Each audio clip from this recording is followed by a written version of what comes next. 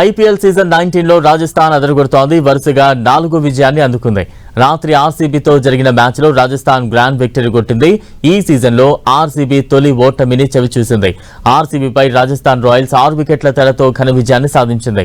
బెంగళూరు నిర్దేశించిన 202 పరుగుల లక్ష్యాన్ని రాజస్థాన్ 18 ఓవర్లలో 4 వికెట్లు కోల్పోయి ఛేదించింది. ఓపెనర్ వైభవ్ సూర్యవంశీ సంచలన ఇన్నింగ్స్ ఆడాడు. 26 బంతుల్లోనే 8 ఫోర్లు 7 సిక్సర్లతో 78 పరుగులు చేశాడు.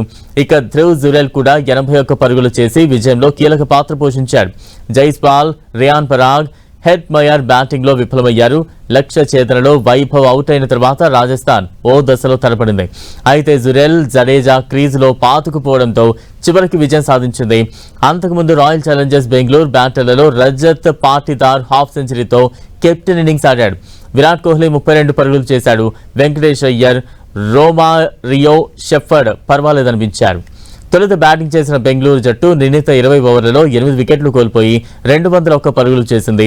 202 పరుగుల టార్గెట్తో బ్యాటింగ్కు దిగిన రాజస్థాన్ ఓపెనర్ సూర్యవంశీ, వైభవ్ ధాటికి ఆర్సీబీ బౌలర్లు బెంబేలెత్తారు. వరుస ఫోర్లు, సిక్సర్లు బాదుతూ కేవలం 15 బంతుల్లోనే హాఫ్ సెంచరీ చేశాడు. 28 బాల్స్లో 78 పరుగులు చేసి అవుట్ అయ్యాడు.